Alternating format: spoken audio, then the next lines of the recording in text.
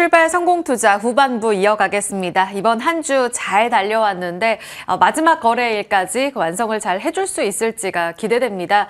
미국은 고점에서 요즘 살짝 삐그덕거리고 있죠. 네, 맞습니다. 간밤에도 살짝 하락하는 움직임이 있었는데요. 우리 증시에 영향을 미칠 만한 포인트가 어떤 것들이 있을지 지금부터 하나씩 짚어보시죠.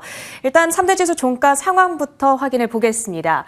다우지수가 1%의 하락으로 가장 큰 낙폭을 기록했는데요. 그 이유가 월마트의 비중이 높기 때문이었습니다. 간밤 월마트의 실적이 공개됐고 실적 자체는 상당히 괜찮았는데 문제는 앞으로의 가이던스가 생각보다 부진하게 발표가 됐습니다. 이 월마트는 미국인들의 소매력, 소비력을 판단할 수 있는 하나의 지표로 여겨지고는 합니다.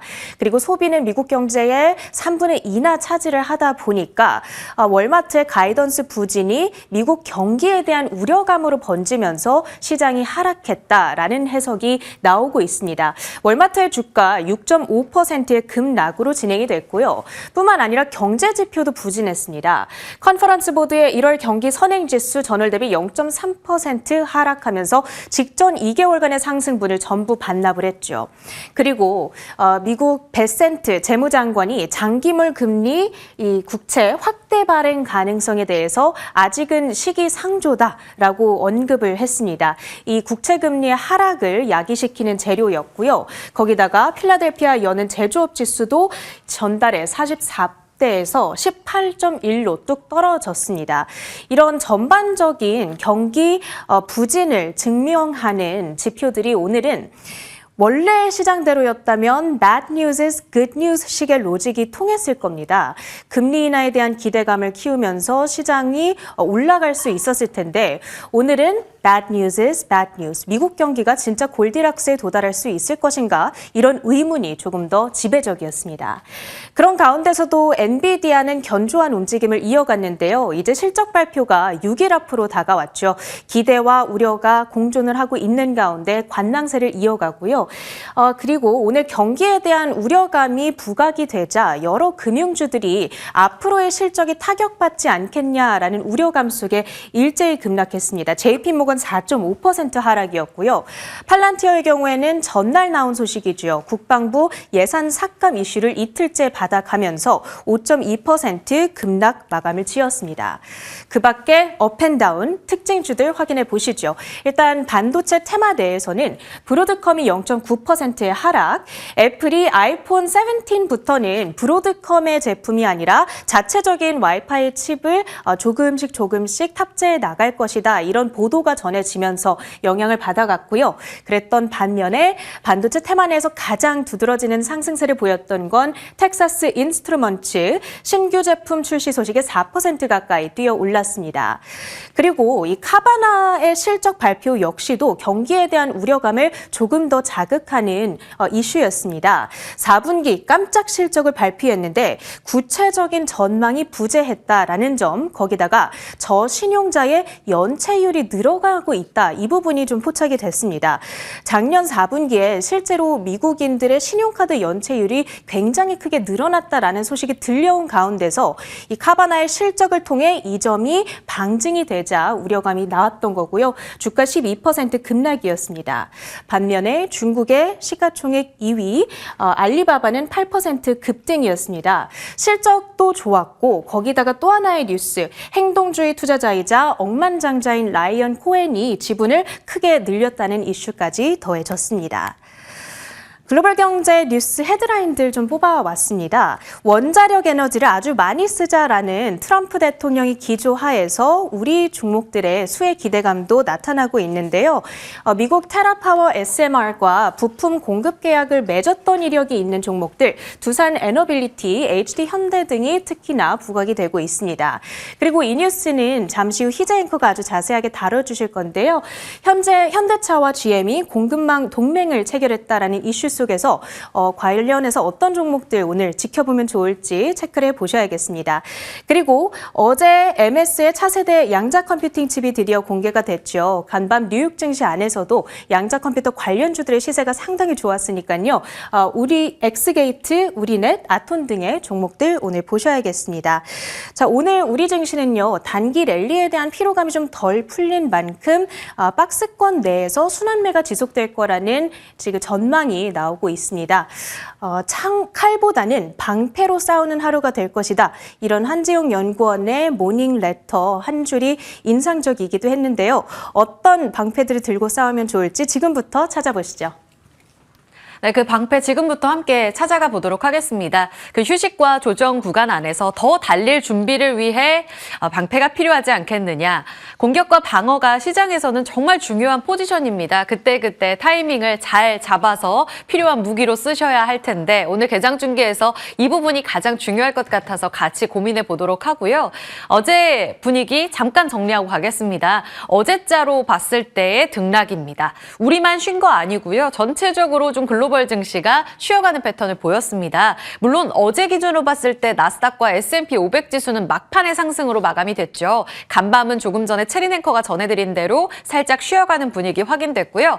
간밤까지 더해서 업데이트 전해드리면 유럽의 경우에는 혼조였습니다. 프랑스는 올랐고 독일은 내렸는데요. 지금 최근에 독일 증시 계속해서 신고가 행진 보여주고 있고요. 유럽 증시 분위기 괜찮습니다.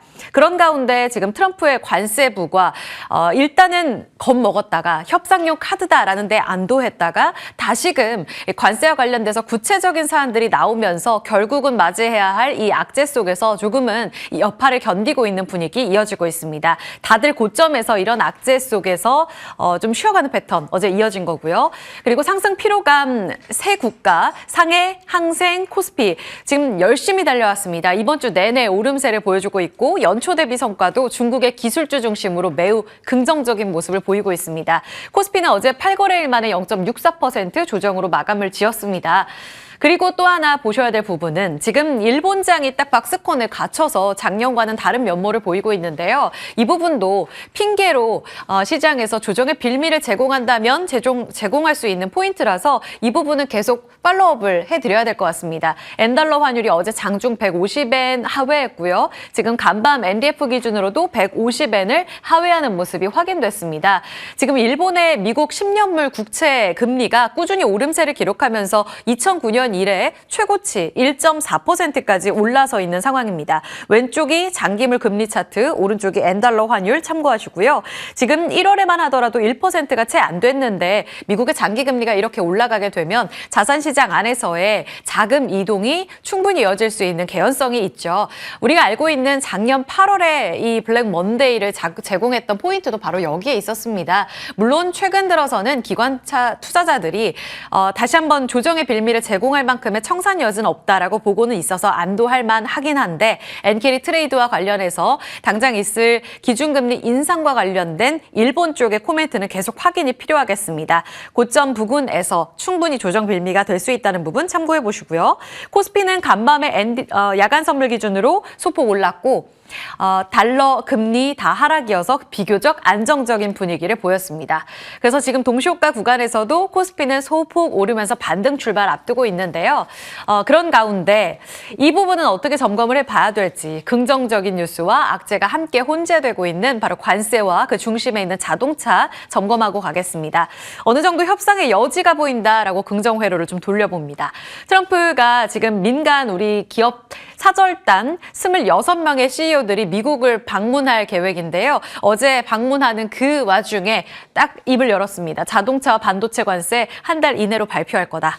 4월 2일로 예정되어 있어서 한 달 이상의 시간을 벌 줄 알았는데 갑작스럽게 이 시기를 앞당기겠다는 폭탄 선언을 하면서 그들의 발걸음을 무겁게 했죠. 우려의 시각은요. 25% 부가시에는 당장 자동차 타격이 제일 클 텐데 현대차가 한 6조 원 넘게 타격을 입게 되고요. 기아 역시 영업이익 기준으로 4조 원 더 넘게 감소하게 됩니다. 90만 대 정도 차를 못 팔 거다라고 이야기들이 나오고 있습니다. 10% 부가보다 훨씬 더 최악이라는 숫자로 확인되고 있는 건데요. 그럼에도 불구하고 증권가에서는요. 크게 우려할 필요 없다. 만약에 25% 부과되고 이것을 다 완성차들이 100% 부담한다고 해도 올해 기준으로 PER 8배 수준으로 너무 싸다는 겁니다. 저평가되어 있고 높은 배당 수익률을 감안해 봤을 때 긍정적으로 볼 수 있는 자리, 그러니까 다 반영된 자리라는 거죠. 그리고 그들의 대응 카드가 아직 남아있다는 것도 긍정적으로 해석합니다. 그리고 그 긍정 카드 중에 하나를 꺼내들었죠. 어제 장 마감하고 나서요. 단독 보도를 통해 현대차가 미국의 GM 공장 11곳에서 자동차를 생산할 거다라는 이야기가 나왔습니다.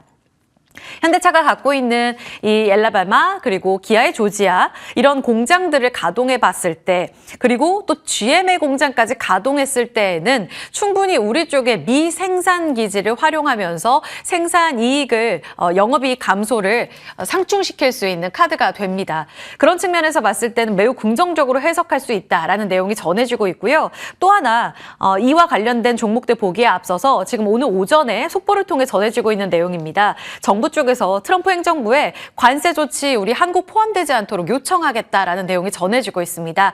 경제사절단 파견됐죠. 여기에 정부 쪽에서도 적극적으로 나서게 된다면 트럼프가 기대하는 그 협상 여지들은 충분히 더 열릴 개연성이 있습니다. 자, 현대차는 작년에 높은 산을 만들어내고 계속해서 하락하면서 지금 고를 만들어내고 있는 상황입니다. 관세 부과와 관련돼서 그리고 피크압과 관련돼서 악재를 다 소화하고 있는 구간에 20만 원까지 떨어져 있는 상황. 올해 예상 이익 기준으로 봤을 때 말씀드린 대로 8배까지 내려와 있어서 자동차 글로벌 기업들 대비로 너무나 싼 구간이라는 이야기가 나오고 있습니다. 한국투자증권의 오늘 리포트 내용 가져와 봤고요. GM 공장 활용하게 된다면 관세 위협이 축소될 가능성이 충분히 있고 이 부분은 협력 방안이 확실시 됐을 때라는 전제입니다. 그리고 더불어서 GM이 좀 약한 게 하이브리드 쪽이거든요. 하이브리드까지 생산 좀 해줘라는 협력 방안이 나오게 될 경우 이렇게 되면 추가적으로 더 유럽과 인도의 공장까지 가동시켜서 우리 쪽의 하이브리드 전기차 생산이 가능해집니다. 이럴 경우에는 부품사들까지 기대감이 커진다는 이야기입니다. 완성차 현대모비스가 승자 이렇게 결론을 내리고 있는데 그 밖에 부품사들도 같이 체크가 필요할 겁니다. 밸류체인 보시죠. 한국투자증권에서 가장 승자로 꼽은 쪽이 현대기아입니다. 지금 악재 다 반영된 구간에서 현대차 20만 원 다시고 올라갈 수 있을지 오늘 전략 확인해 볼 거고요. 그다음 승자 현대모비스. 크게 타격받지 않은 구간에서 미국의 공장 2곳이나 갖고 있습니다. 수혜 받을 수 있는 자리에서의 업사이드는 어느 정도 열릴지 궁금하고요.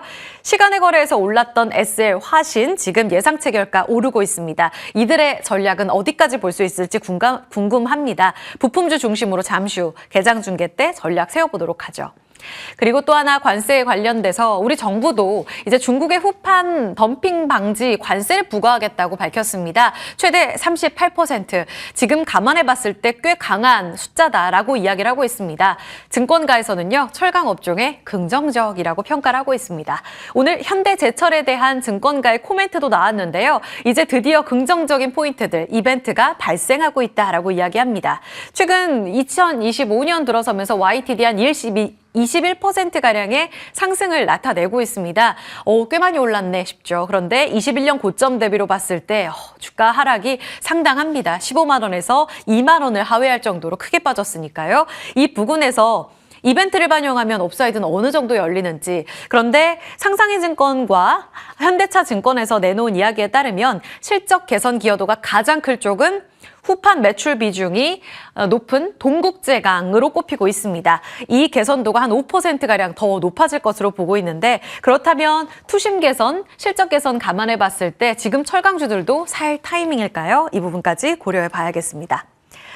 네, 여기까지 볼까요? 시간의 움직임 점검하겠습니다. 한알령, 히토류, AI 소프트웨어 이 키워드만 기억해 보시죠. 지금 예상 체결가 구간에서는 한알령과 AI 소프트웨어 상승 중입니다. 한알령 해제 기대감 반영해 봤을 때 게임주가 지금 예상 체결가 기준으로 크게 오르는 모습 확인되고 있고요. 어제 좋았던 쪽은 블랙핑크의 투어 재개되는 투어가 이제 명확해진 YG 쪽이었습니다.